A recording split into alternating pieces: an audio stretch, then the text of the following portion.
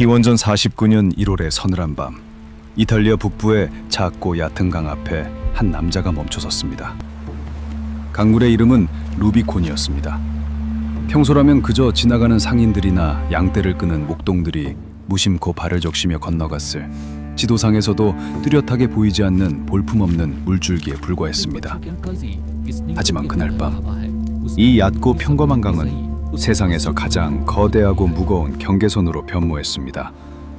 강을 마주하고 번뇌에 빠진 남자는 바로 율리우스 카이사르, 그리고 그의 뒤에는 수년간 갈리아의 어두운 숲과 진흙탕 속에서 생사고락을 함께하며 피비린내 나는 전투를 이겨낸 최정예 군단병들이 숨을 죽인 채 지휘관의 입술만 바라보고 있었습니다. 당시 로마 공화정에는 절대 어겨서는 안 되는 국가의 명운을 건 철칙이 하나 존재했습니다. 로마의 정식 통치권이 미치는 본토와 속주를 나누는 이 루비콘 강을 무장한 장군이 군대를 이끌고 건너는 것은 곧 국가에 대한 반역이자 선전포고로 간주되었습니다. 그것은 무력을 가진 한 개인의 야심이 로마 전체를 집어삼키는 것을 막기 위해 수백 년 전 선조들이 세워둔 신성하고도 절대적인 방어막이었습니다. 로마의 장군들은 승리의 영광을 안고 고향에 돌아올 때 반드시 이 강을 건너기 전 모든 군대의 무장을 해제하고 지휘권을 반납해야만 했습니다. 무장한 군화 발로 이 물줄기를 넘는 순간, 그는 더 이상 로마를 수호하는 위대한 영웅이 아니라 로마의 심장을 파괴하려는 최악의 적으로 규정되었습니다. 하지만 카이사르는 무장 해제라는 원로원의 명령을 거부했습니다. 깊은 침묵과 고민의 시간이 흐른 뒤 그는 주서인은 던져졌다는 유명한 한마디와 함께 자신의 군대와 함께 강을 건넜고 어제의 동지였던 폼페이우스와 원로원에 대한 전면적인 전쟁을 선언했습니다. 이 사건은 인류 역사상 가장 극적이고 상징적인 순간 중 하나로 기록되었습니다. 차가운 강물 속으로 발을 내디딘 그의 결정은 단순한 병력의 이동이 아니었습니다.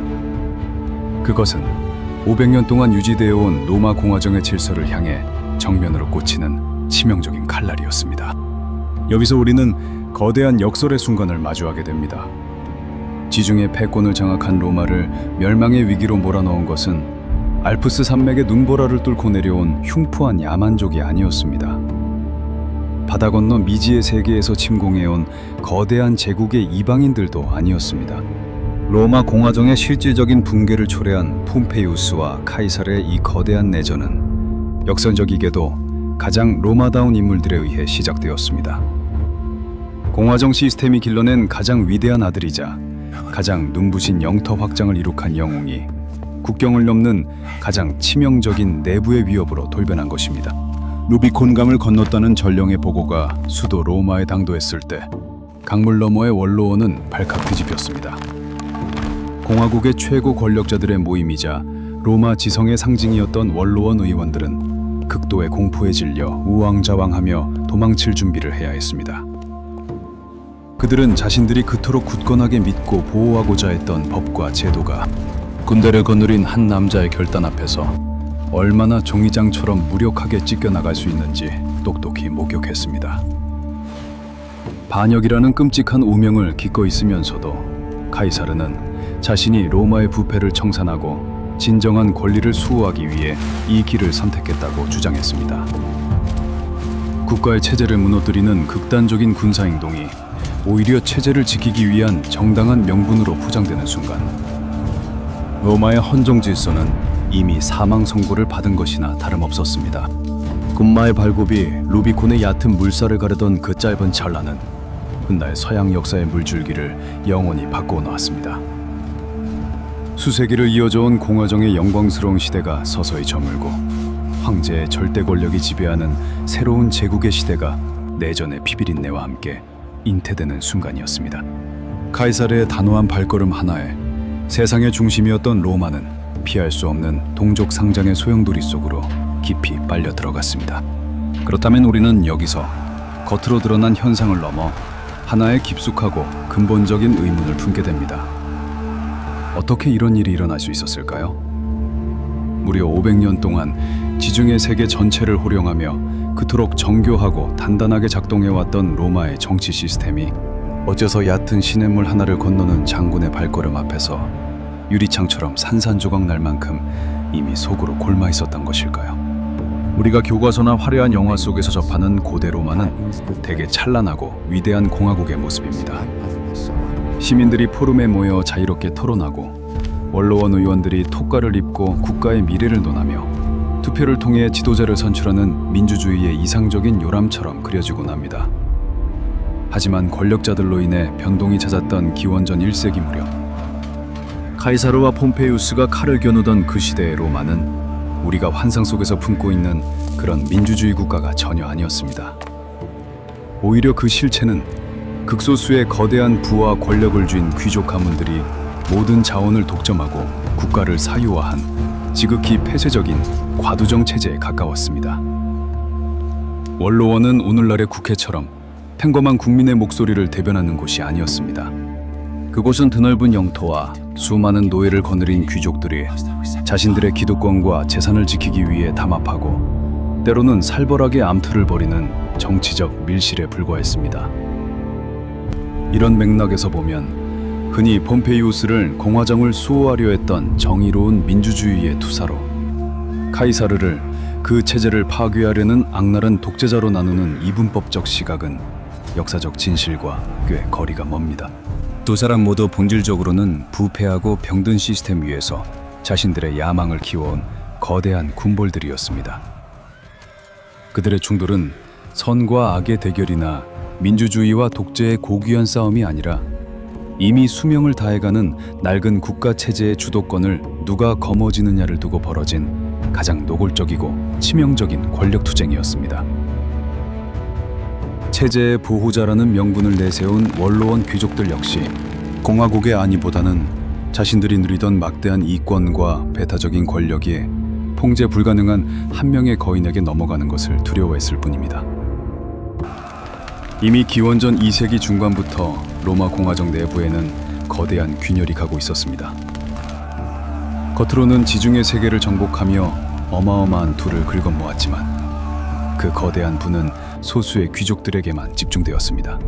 빈부격차는 상상을 초월할 정도로 벌어졌고 벼랑 끝에 몰린 굶주린 서민들을 구제하고 토지를 공정하게 분배하려던 개혁 법안들은 번번이 기득권층의 폭력적인 저항과 피비린내 나는 암살극에 부딪혀 좌절되었습니다. 사회 및 정치 문제가 고조되어 내전으로 치닫는 가운데 클로디우스와 같은 극단적인 선동가들이 이끄는 무장갱단이 백주대낮에 로마 거리를 휩쓸고 다니며 반대파를 폭행하고 상점들을 불태우는 일이 일어날 만큼 사회적 혼란은 극에 달해 있었습니다. 국가의 법과 질서를 유지해야 할 치안과 행정력은 사실상 마비되었고 정치적 갈등을 투표와 합리적인 토론으로 해결한다는 공화정의 고귀한 기본 원칙은 이미 무참히 짓밟히고 조롱거리가 된 지 오래였습니다. 이런 혼란 속에서 폼페이우스가 유일한 집정관으로 임명되기도 했으며 카이사르가 기원전 49년 폼페이우스와 원로원의 전쟁을 선포하며 무장한 군대를 이끌고 로마 공화정은 이미 스스로 제 기능을 하지 못하는 환자와 다름없었습니다.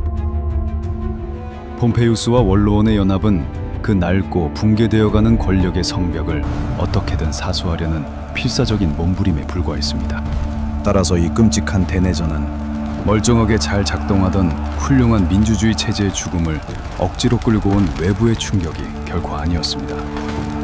오히려 그것은 수십 년간 겹겹이 누적되어 온 구조적인 모순과 부패가 마침내 견디지 못하고 골마 터져 나온 극단적인 결과물이자 권력의 완전한 공백을 채우기 위한 냉혹한 역사적 청소 작업이었던 셈입니다.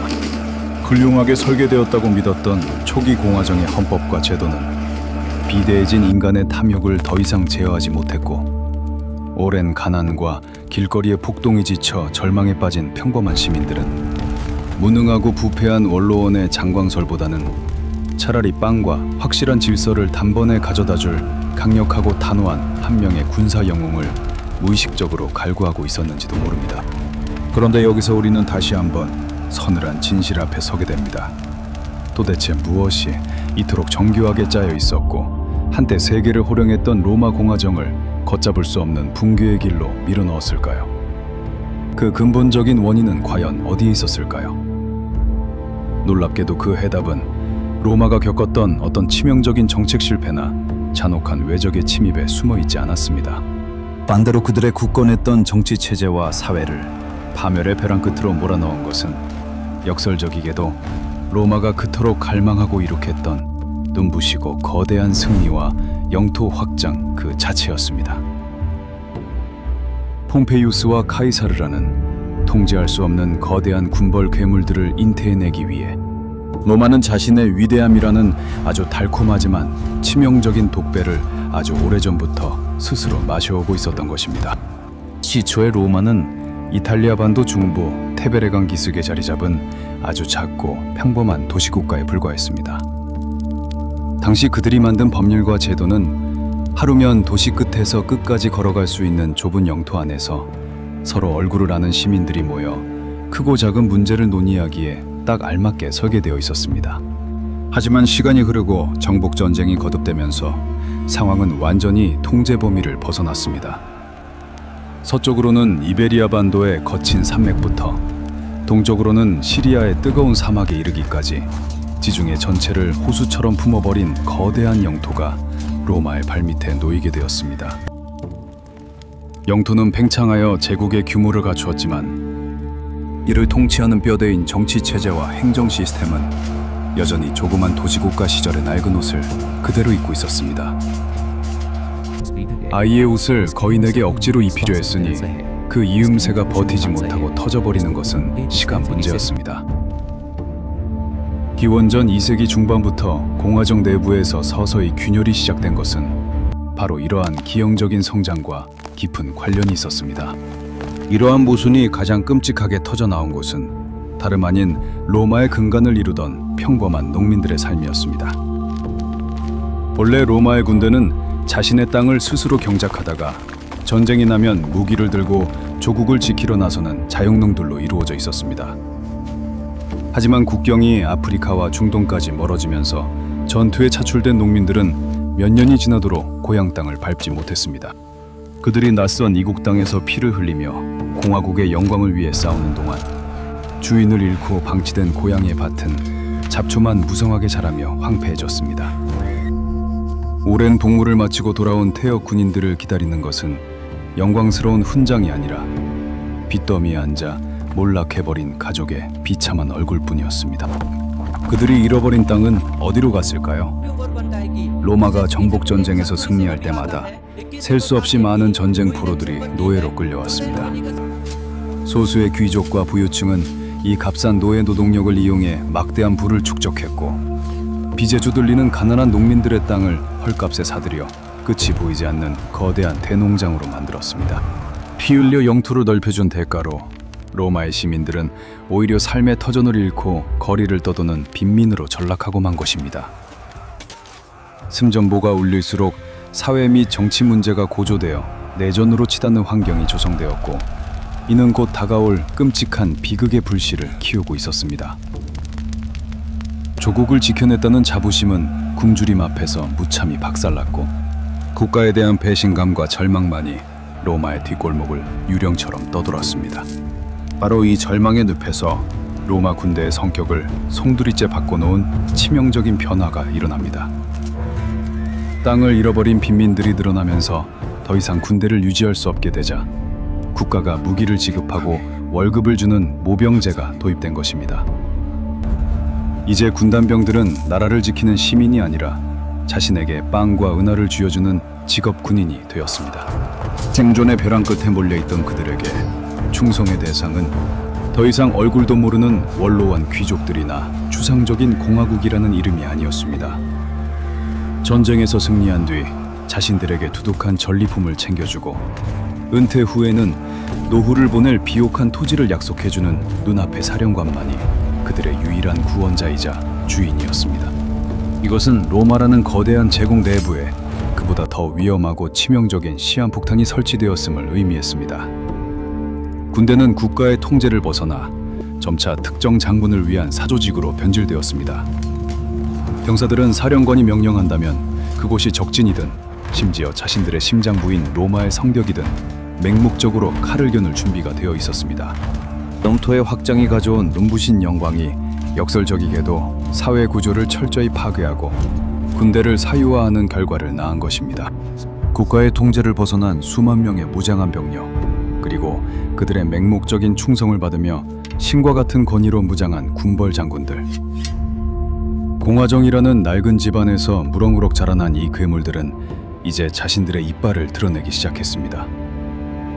그리고 군대가 장군의 사유재산으로 전락했을 때 로마의 심장부에서는 이전까지 그 누구도 상상하지 못했던 소수의 권력자가 국가 전체를 쥐락펴락하는 기괴하고도 새로운 정치적 연합이 은밀하게 태동하고 있었습니다. 군대가 사유화되고 장군들이 권력을 쥐기 시작하면서 로마의 진정한 통치 공간은 더 이상 대리석으로 장식된 원로원 회의장이 아니었습니다. 권력은 이제 압도적인 폭력과 막대한 부, 그리고 대중의 광기 어린 지지를 가진 몇몇 개인의 손으로 넘어갔습니다. 기원전 60년, 로마라는 거대한 무대 위에는 이 모든 것을 각자 나누어 가진 세 명의 거인이 서 있었습니다. 가장 먼저 지중해 해적을 소탕하고 동방을 정복하며 무패의 신화를 쓴 당대 최고의 군사 영웅 폼페이우스가 있었습니다.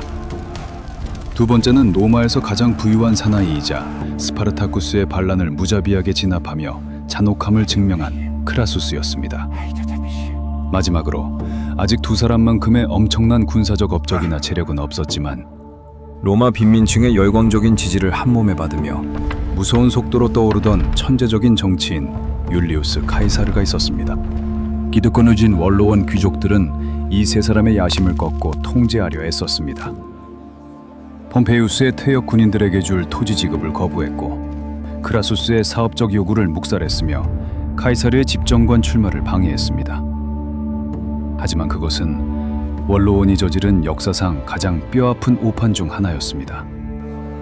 자신들의 권력을 지키려는 그 낡은 벽이 역설적이게도 이 거대한 세 마리의 맹수를 하나의 우리 안으로 몰아넣는 결과를 낳았기 때문입니다.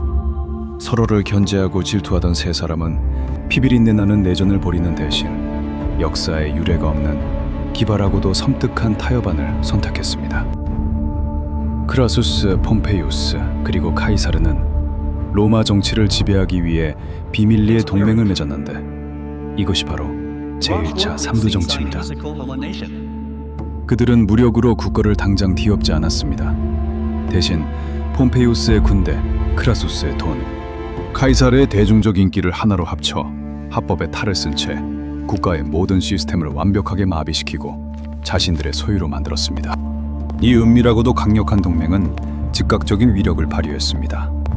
이 연합은 단숨에 카이사르를 로마의 최고 권력직인 집정관 자리에 올려놓았고 이어서 그에게 갈리아를 비롯한 핵심 숙주들의 총독 권한을 넘겨주었습니다. 카이사르에게 가장 절실했던 것, 바로 합법적인 군사 지휘권과 영토를 마음대로 주무를 수 있는 힘이 쥐어지는 순간이었습니다. 이들은 자신들의 불안한 결속을 다지기 위해 피와 혈연이라는 가장 원초적인 담보를 활용하기도 했습니다.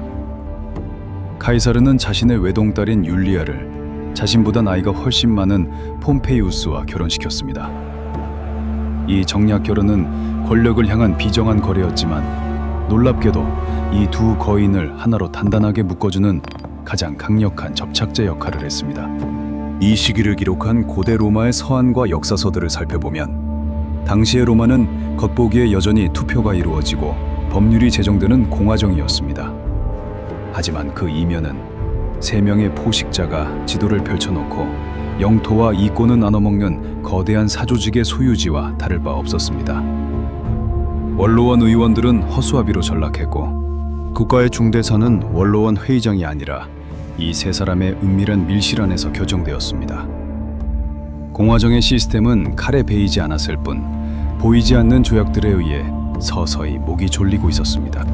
하지만 이 눈부신 권력의 독점 뒤에는 너무나도 명백하고 치명적인 균열이 숨어 있었습니다. 이 동맹은 국가의 미래나 숭고한 이상을 공유해서 만들어진 것이 아니었습니다. 오직 상대방의 힘을 이용해 자신의 몫을 키우고 누군가 혼자 모든 것을 독식하는 것을 막기 위해 세워진 아슬아슬한 세 다리 의자에 불과했습니다. 누구 하나라도 발을 헛디디거나 의자의 균형이 무너지는 순간 그들을 묶고 있던 사슬은 서로를 향한 가장 잔혹한 칼날로 돌변할 운명이었습니다. 세 사람의 욕망이 팽팽하게 균형을 이루는 동안 로마는 기묘한 평화를 유지했습니다. 하지만 오직 끝없는 탐욕과 견제 위에 아슬아슬하게 세워진 연합은 결국 그 탐욕의 크기가 커짐에 따라 반드시 파멸을 맞이할 수밖에 없는 거대한 시한폭탄과도 같았습니다. 삼두정치라는 기형적인 권력 구조가 수도 로마의 심장부를 통제하는 동안 폼페이우스와 카이사르는 각자의 무대에서 인류 역사에 지울 수 없는 거대한 전쟁의 기록을 써내려가고 있었습니다. 폼페이우스는 이미 지중해 전역의 백기를 마비시키던 해적들을 단숨에 쓸어버리고 아시아 깊숙한 곳까지 진격해 시리아와 예루살렘을 로마의 발밑에 굴복시킨 압도적인 영웅이었습니다. 그가 동방의 군주들을 무릎 꿇리고 수도로 실어온 막대한 금은 보화와 수많은 노예들은 이전에 어떤 장군도 상상조차 하지 못할 엄청난 규모였습니다. 폼페이우스는 로마의 영토를 비약적으로 확장시켰다는 찬사를 한몸에 받으며 살아있는 전설이자 제국 내에서 누구도 넘볼 수 없는 최고 권력자의 자리를 여유롭게 누리고 있었습니다. 하지만 그의 정치적 동맹이자 가장 두려운 잠재적 경쟁자였던 카이사르는 폼페이우스의 눈부신 후광 아래에 얌전히 엎드려 있을 위인이 아니었습니다. 합법적인 군사 지휘권을 쥐고 갈리아의 총독으로 부임한 카이사르는 곧바로 자신의 명성을 쌓기 위해 정예 군단병들을 이끌고 북쪽의 거칠고 야만적인 숲으로 진격했습니다. 오늘날의 프랑스 지역 일대인 갈리아는 사납고 호전적인 부족들이 우글거리는 위험한 땅이었지만 카이사르에게 그곳은 폼페이우스의 명성을 단숨에 뛰어넘을 수 있는 가장 완벽하고 거대한 사냥터였습니다. 카이사르 자신이 직접 기록한 전쟁의 기록인 갈리아 전기를 들여다보면 그가 얼마나 내목하고 치밀하게 이 광활한 미지의 영토를 유린하고 정복했는지 그 끔찍한 실상을 짐작할 수 있습니다. 수백 개의 부족이 짓밟혔고 수백만 명에 달하는 엄청난 수의 갈리아인들이 학살당하거나 쇠사슬에 묶여 로마의 노예시장에 팔려나갔습니다. 카이사르는 변방의 핏빛 진흙탕 속에서 거둔 이 잔혹한 전승 기록들을 아주 치밀하고 세련된 문장으로 가공하여 끊임없이 수도 로마의 광장으로 띄워보냈습니다. 바로 이 지점에서 우리는 역사의 기묘하고 서늘한 반전을 목격하게 됩니다. 제국의 국경 밖에서 들려오는 위대한 순전보는 겉으로는 로마의 무한한 영광과 팽창을 상징하는 듯했지만 그것은 오히려 수도 로마의 턱밑을 겨누는 날카로운 비수였습니다. 갈리아 숲에서 날아오는 카이사르의 화려한 전승 보고서가 로마 시민들을 열광시킬수록 동방을 제패했던 폼페이우스의 거대한 자존심에는 깊고 날카로운 금이 가기 시작했습니다. 아무리 막대한 부를 쌓고 권력의 정점에 섰다 하더라도 대중의 환호성과 사랑이 낯선 전장에 있는 경쟁자를 향해 쏟아지는 것을 지켜보는 것은 폼페이우스에게 견딜 수 없는 모욕이었습니다. 무력하게 권력을 빼앗기고 숨을 죽이고 있던 원로원의 귀족들은 이 미세한 심리적 균열을 놓치지 않았습니다. 그들은 폼페이우스의 귓가에 카이사르가 거대한 군대를 이끌고 곧 당신의 목을 누릴 것이라는 공포와 의심의 씨앗을 흩뜨리며 두 거인의 열등감과 질투심을 교묘하게 자극했습니다. 밖으로는 로마의 군단 깃발이 알프스 산맥을 넘어 거침없이 펄럭이고 있었지만 안으로는 영웅들의 의심과 오만이 피비린내 나는 폭풍을 잉태하고 있었습니다. 그럼에도 불구하고 이 위태로운 삼두 정치의 억지스러운 평화는 아직 완전히 무너지지 않고 버티고 있었습니다. 서로를 향한 타괴적인 적의를 억누르게 만드는 아주 가느다란 인간적인 연결고리와 권력의 균형추가 아슬아슬하게 제 기능을 다하고 있었기 때문입니다. 세상의 모든 권력을 나누어 가진 이들의 연합은 겉보기에는 여전히 통제 가능한 것처럼 보였습니다. 이 모든 기형적인 평화를 단숨에 박살내버릴 두 번의 치명적인 죽음이 로마에 당도하기 전까지는 말입니다.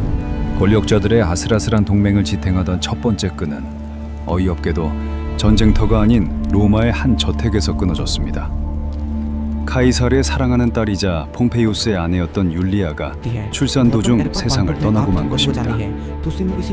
정략 결혼으로 맺어진 관계였지만 폼페이우스는 그녀를 진심으로 사랑했고 카이사르 역시 자신의 외동딸을 각별히 아꼈습니다. 그녀의 죽음은 단순한 개인의 비극을 넘어 두 거인의 가슴 속에 남아있던 마지막 인간적인 유대감마저 차갑게 식어버렸음을 의미했습니다. 삼도정치를 묻고 있던 가장 부드럽지만 강력했던 감정의 사슬이 허망하게 부서진 것입니다. 율리아의 죽음이 남긴 슬픔이 채 가시기도 전에 권력의 균형추를 완전히 박살내는 두 번째 비보가 날아들었습니다. 파르티아 원정에 나섰던 삼두정치의 또 다른 한 축, 크라수스가 카르아이 전투에서 참혹하게 패배하여 목숨을 잃은 것입니다. 크라수스는 폼페이우스와 카이사르 사이에서 엄청난 재력을 무기로 완충지대 역할을 하던 인물이었습니다. 그가 사라지자 로마라는 거대한 제국은 오직 두 명의 1인자만을 감당해야 하는 숨막히는 공간으로 변해버렸습니다. 세 개의 기둥이 떠받치던 권력의 구조가 두 개의 기둥으로 줄어들면서 남은 두 사람은 서로를 무너뜨리지 않으면 자신이 무너지는 치명적인 제로섬 게임의 무대 위로 내몰렸습니다. 이 두 번의 충격적인 죽음 직후 수도 로마는 클로디우스가 이끄는 무장 폭력배들이 거리를 장악하며 극도의 혼란과 무법천지로 빠져들었습니다. 원로원 의사당이 불타고 백주 대낮에 암살이 횡행하는 끔찍한 폭동 앞에서 겁에 질린 원로원 귀족들은 마침내 자신들이 그토록 경계하던 결단을 내리고 맙니다. 그들은 질서를 회복한다는 명분 아래 폼페이우스에게 헌정사상 유례가 없는 단독 집정관이라는 무소불위의 권력을 쥐어주었습니다. 이것은 원로원과 폼페이우스라는 새로운 동맹이 결성되었음을 알리는 신호탄이었습니다. 갈리아에서 승승장구하며 로마로 돌아올 날만 기다리던 카이사르를 철저히 고립시키고 제거하기 위한 그들의 은밀한 포위망이 완성된 것입니다. 폼페이우스를 등에 업은 원로원은 마침내 카이사르를 향해 노골적인 이빨을 드러냈습니다. 그들은 갈리아 총독의 임기가 끝나가는 카이사르에게 군대의 지휘권을 즉각 반납하고 로마로 돌아올 때는 일개 평범한 시민의 신분으로 귀환하라는 가혹한 명령을 내렸습니다.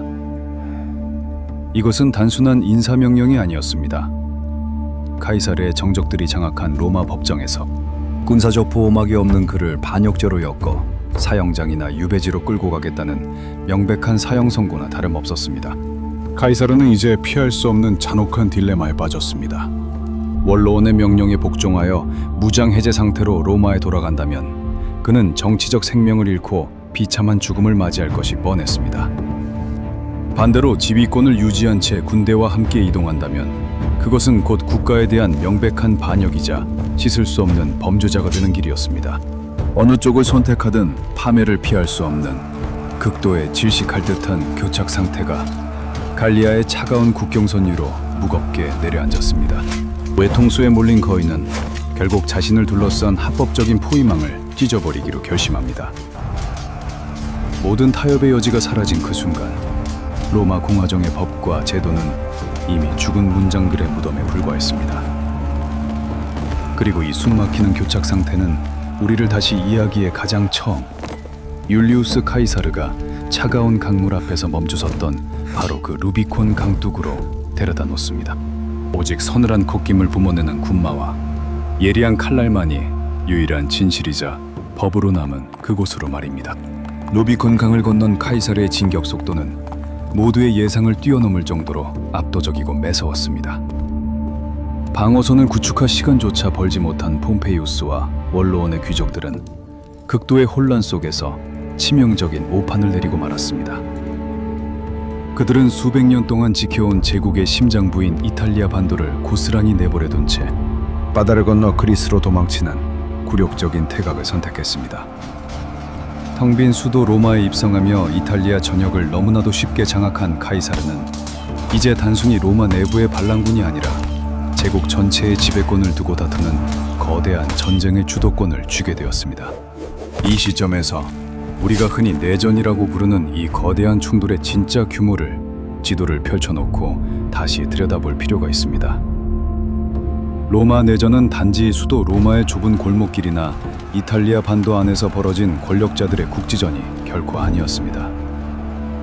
그것은 이베리아 반도의 거친 산맥부터 아프리카의 뜨거운 사막, 그리고 동방의 험준한 요새들에 이르기까지 당시 지중해 세계 전체를 잿더미로 만든 고대 시대의 진정한 세계 대전이었습니다. 두 거인의 칼끝이 맞부딪히는 곳마다 제국의 모든 속주가 둘로 쪼개져 피비린내 나는 사륙전에 휘말려 들어갔습니다. 이탈리아를 장악한 직후 카이사르의 시선은 폼페이우스가 도망친 동쪽의 그리스가 아니라 뜻밖에도 반대편인 서쪽의 에스파네를 향했습니다. 배후의 위협을 먼저 제거하기 위한 치밀한 전략이었습니다. 그는 알프스 산맥을 넘어 폼페이우스의 충성스러운 최정예 군단들이 주둔하고 있던 에스파네로 폭풍처럼 진격했습니다. 일레르다에서 벌어진 숨막히는 지형전과 포위망 구축 끝에 카이사르는 단 한 번의 압도적인 승리로 폼페이우스의 사방 군단들을 완전히 굴복시키고 무장 해제시키는 놀라운 군사적 천재성을 증명했습니다. 동시에 지중해의 패권을 장악하기 위한 남쪽 전선에서도 참혹한 피바람이 불어닥쳤습니다. 카이사르의 명령을 받은 젊고 야심찬 장군 쿠리오는 군대를 이끌고 남하하여 전략적 요중지인 사르데냐와 시칠리아를 순식간에 점령하며 승승장구했습니다. 하지만 그의 거침없는 진격은 북아프리카의 뜨거운 모래 북풍 속에서 참혹한 최후를 맞이하고 맙니다. 쿠리오의 군단은 폼페이우스파의 장군 바루스와 그와 동맹을 맺은 누미디아의 왕 유바가 이끄는 연합군에게 완벽하게 포위되었고 결국 아프리카 전선에서 괴멸적인 타격을 입으며 처참하게 학살당했습니다. 이처럼 로마의 깃발이 꽂힌 세상의 모든 곳이 폼페이우스와 카이사르라는 두 개의 이름 아래 나뉘어 불타오르고 있었습니다. 무적을 자랑하던 로마 군단병들이 야만족이 아닌 서로의 심장에 칼을 꽂으며 지중해 전체를 거대한 도살장으로 만들어가고 있었습니다. 이것은 제국을 세우기 위한 전쟁이 아니라 스스로가 쌓아 올린 찬란한 제국의 토대를 밑바닥부터 허물어뜨리는 가장 기괴하고 파괴적인 동족 상장이었습니다. 승리의 소식과 참혹한 패배의 비보가 지중해의 파도를 타고 양진영을 오가며 전쟁의 광기를 더욱 부추겼습니다. 서쪽의 에스파냐가 평정되고 남쪽의 아프리카가 피로 물들면서 제국 주변부의 모든 조연들이 치러야 할 잔혹한 피해 대가는 모두 지불되었습니다. 곁가지를 잘라낸 전쟁의 거대한 불길은 이제 단 한 곳, 피할 수 없는 최후의 승부가 기다리고 있는 곳으로 무섭게 수렴하고 있었습니다. 이제 두 명의 거인이 모든 것을 걸고 직접 마주해야 할 메인 체스판, 그리스를 향해 죽음의 돛을 올릴 시간이 다가왔습니다. 기원전 48년 카이사르는 겨울에 거센 폭풍우가 몰아치는 아드리아해를 건너는 무모하고도 위험천만한 도박을 감행하며 마침내 그리스에 상륙했습니다. 폼페이우스와 직접 맞붙기 위한 이 필사적인 추격전의 시작은 그러나 카이사르에게 끔찍한 재앙으로 다가왔습니다. 디라키움에서 벌어진 첫 번째 대규모 교전에서 폼페이우스의 견고한 방어벽과 우세한 병력에 가로막힌 카이사르의 군단은 괴멸적인 타격을 입고 패퇴했습니다. 카이사르 본인조차 목숨을 잃을 뻔한 이 뼈아픈 패배는 무적을 자랑하던 그의 군대에 짙은 절망의 그림자를 드리웠습니다. 하지만 승리의 여신이 폼페이우스에게 미소를 지으려던 바로 그 찰나, 원력자들의 심리적 나약함과 오만이 전쟁의 흐름을 완전히 뒤바꿔 놓았습니다. 당시 폼페이우스의 진영에는 그와 함께 로마에서 도망쳐온 수많은 원로원 귀족들이 진을 치고 있었습니다.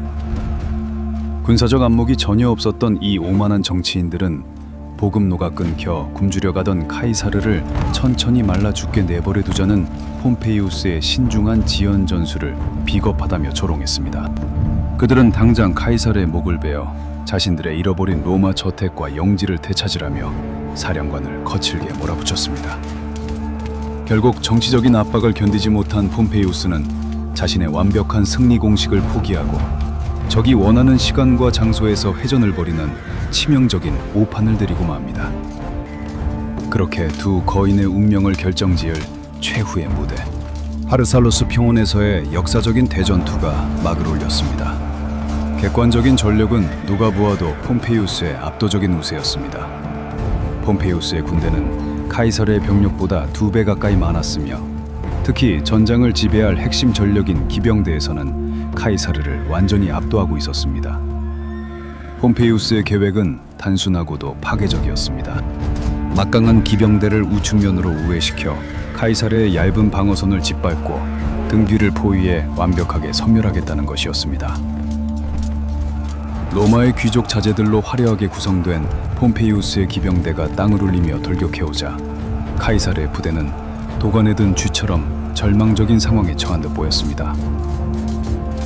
하지만 절체절명의 순간 전장의 모래먼지 속에서 카이사르가 치밀하게 숨겨두었던 무서운 반격의 이빨이 번뜩였습니다. 카이사르는 적의 기병 돌격을 예상하고 자신의 가장 노련한 고참병들로 구성된 예비대를 눈에 띄지 않게 뒤편에 매복시켜 두었습니다. 그리고 그들에게 단 하나의 기괴하고도 잔혹한 명령을 내렸습니다.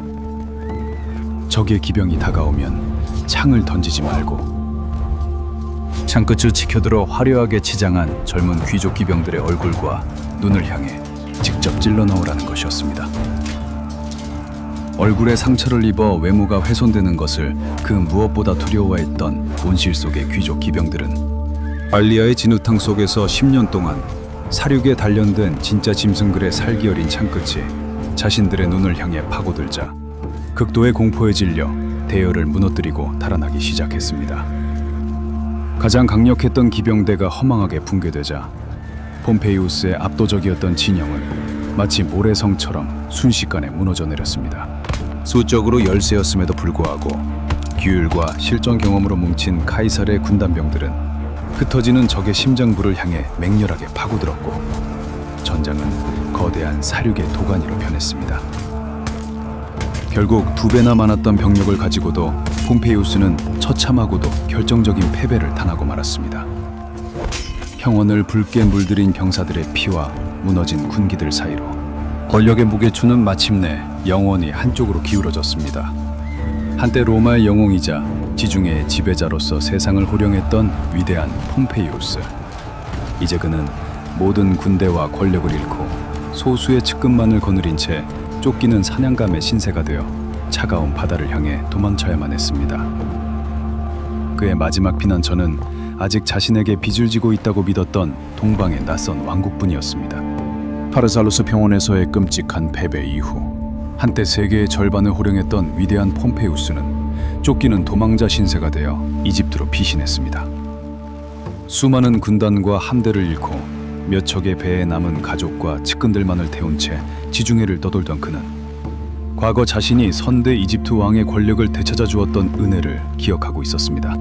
그는 어린 국왕 프톨레마이오스 13세가 아버지의 은인인 자신을 따뜻하게 맞아주고 다시 카이사르와 맞설 수 있는 군대와 자원을 제공해 줄 것이라고 굳게 믿었습니다. 그것은 패장의 절박한 희망이자 과거의 영광과 낭만적인 의리에 기댄 순진한 착각이었습니다. 하지만 냉혹한 지정학의 세계에서 권력은 기억력이 없습니다. 약소국이었던 이집트의 궁정은 두 로마 거인의 싸움에 휘말려 자신들의 왕국이 잿더미가 될 것을 극도로 두려워하고 있었습니다. 프톨레마이오스 13세의 고문들은 모여서 차갑고 잔인한 계산기를 두드렸습니다. 폼페이우스를 받아주면 승리자인 카이사르의 엄청난 분노를 사게 될 것이고 반대로 그를 그냥 쫓아내면 훗날 폼페이우스가 재기했을 때 끔찍한 보복을 당할 위험이 있었습니다.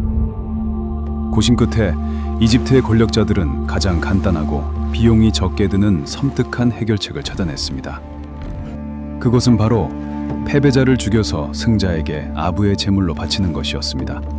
기원전 48년 9월 이집트 해안에 도착한 폼페이우스를 맞이하기 위해 아주 작고 초라한 조각배 한 척이 다가왔습니다. 폼페이우스는 거대한 호위선에서 내려 그 작은 배에 올라탔습니다. 아내 코르넬리아와 아들이 큰 배의 갑판 위에서 불안하게 지켜보는 가운데 배가 해안가에 닿을 무렵 비극이 발생했습니다. 폼페이우스가 배에서 내리기 위해 자리에서 일어서는 순간 뒤에 서 있던 자들이 잔혹하게 칼을 꽂아 넣었습니다. 이 끔찍한 배신은 어린 국왕 프톨레마이오스 13세의 명령에 의해 철저하게 계획된 암살이었습니다. 이것은 로마 공화정을 수호하려 했던 최고 사령관의 최후라고는 믿기지 않을 만큼 허망하고 참혹한 죽음이었습니다. 세상을 제패하고 수많은 전장을 누볐던 영웅은 영광스러운 전쟁터가 아니라 이름 모를 이국의 해변에서 배신자의 칼날에 찔려 피투성이가 된 채 쓰러졌습니다. 암살자들은 그의 목을 잔인하게 베어냈고 머리가 잘린 폼페이우스의 시신은 장례조차 치르지 못한 채 낯선 이집트의 모래밭에 버려졌습니다. 제국의 가장 위대한 아들이자 한때 권력의 정점이었던 거인의 최후는 이처럼 허무하고도 비참하게 끝이 났습니다. 며칠 뒤 폼페이우스를 쫓아 이집트의 알렉산드리아에 상륙한 카이사르를 맞이한 것은 살아있는 적장이 아니라 방구 처리되어 상자에 담긴 폼페이우스의 잘린 머리와 그의 인장 반지였습니다. 이집트의 권력자들은 승리자가 이 끔찍한 선물을 받고 크게 기뻐하며 자신들에게 막대한 보상을 내릴 것이라고 기대했습니다. 하지만 고대 역사가 플루타르코스의 기록에 따르면 그 피 묻은 머리를 건네받은 카이사르는 환호하는 대신 고개를 돌려버린 채 비통한 눈물을 흘렸다고 전해집니다. 카이사르의 눈물은 단순한 위선이 아니었습니다. 그것은 평생을 경쟁하며 로마를 나누어 가졌던 위대한 적수에 대한 복잡한 애도였으며 동시에 로마 최고 지도자의 목숨이 한낱 이방인들의 알량한 정치적 계산에 의해 무참히 짓밟힌 데 대한 거대한 분노와 수치심이었습니다. 아무리 맹렬하게 싸웠다 해도 폼페이우스는 로마의 존엄성 그 자체를 상징하는 인물이었습니다. 그의 허망한 죽음은 내전이라는 권력 투쟁이 결국 스스로의 가치와 위엄을 얼마나 처참하게 파괴하는지를 보여주는 가장 뼈아픈 증거였습니다. 위대한 폼페이우스는 죽었고 원로원의 연합은 산산조각이 났으며 이제 로마 세계 전체에 카이사르에게 맞설 수 있는 권력은 존재하지 않았습니다. 마침내 루비콘 강을 건널 때 꿈꾸었던 완벽하고도 절대적인 승리를 거머쥔 것입니다. 그러나 과연 핏빛 모래밭 위에 우뚝 선 카이사르는 진정한 승리자였을까요? 아니면 그 역시 자신도 모르는 사이에 이미 무너져 내리는 거대한 무덤 속으로 걸어 들어가고 있었던 것일까요? 폼페이우스가 이집트의 어린 왕 프톨레마이오스 13세의 명령에 의해 허망하게 암살당한 후 지중해 세계의 유일한 지배자가 된 카이사르는 승리자로서 로마에 화려하게 귀환했습니다. 카이사르와 폼페이우스 사이의 이 거대한 내전은 결국 수백 년을 이어져온 로마 공화정의 완전한 몰락을 가져왔습니다. 전쟁은 마침내 끝이 났고 그는 종신 독재관이라는 전례 없는 칭호를 얻으며 국가의 모든 권력을 한 손에 거머쥐었습니다. 이제 로마는 사실상 공화정이 아니라 한 명의 절대자가 통치하는 제국이나 다름없었습니다. 사람들은 폭력과 피비린내 나는 혼란이 끝나고 마침내 영원한 평화가 찾아왔다고 믿고 싶었을 것입니다. 하지만 무너져가는 낡은 시스템이 내뿜는 최후의 도끼는 상상 이상으로 치명적이었습니다. 카이사르가 권력의 정점에 선 지 불과 몇 년 지나지 않은 기원전 44년, 그가 자비를 베풀어 살려두었던 원로원의 귀족들은 공화정을 수호한다는 명분 아래 그를 암살했습니다. 수십 번의 칼날에 찔려 쓰러진 카이사르의 죽음은 무력을 통해 세워진 절대 권력이 얼마나 허망하게 무너질 수 있는지를 보여주는 또 다른 비극이었습니다. 그러나 역사의 진짜 무서운 진실은 카이사르의 죽음 그 자체에 있지 않습니다.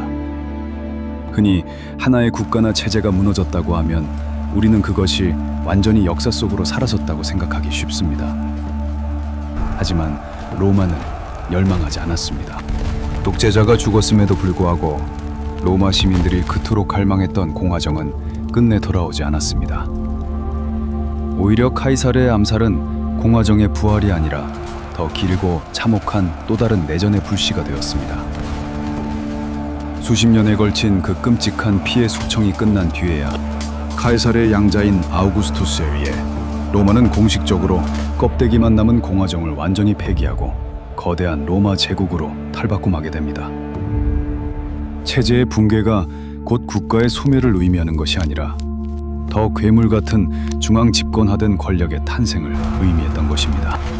이 거대한 내전이 남긴 유산은 수천 년이 지난 오늘날까지도 우리의 언어와 삶 속에 생생하게 살아 숨쉬고 있습니다.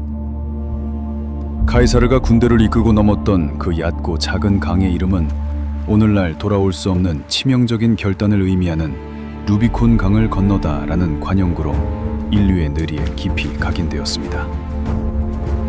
더욱 놀라운 것은 언어학에 남아있는 절대 권력의 흔적입니다.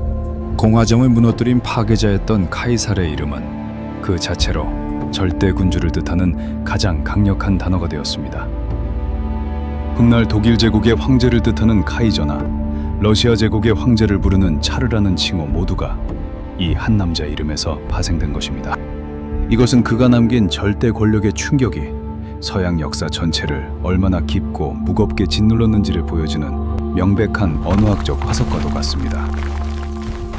우리는 흔히 훌륭한 법률과 정교한 제도가 국가를 영원히 지켜줄 것이라고 믿습니다. 하지만 로마의 대내전은 그 믿음이 얼마나 순진한 것인지를 무자비하게 폭로합니다. 겉보기에 아무리 완벽한 헌법과 법률을 갖추고 있다 하더라도 그 시스템을 운영하는 엘리트들이 자신들의 기득권을 지키기 위해 법을 구부리고 이기적인 탐욕을 앞세우기 시작할 때 국가는 이미 속에서부터 썩어 들어가고 있는 것입니다. 군대가 국가가 아닌 개인에게 충성하고 대화와 타협이 사라진 자리를 맹목적인 증오와 무력이 대신할 때 아무리 위대한 체제라도 붕괴를 피할 수 없었습니다. 이제 기이고 끔찍했던 내전의 잔해를 뒤로하고 우리는 다시 이야기의 맨 처음으로 돌아가 무거운 질문 하나를 던지게 됩니다.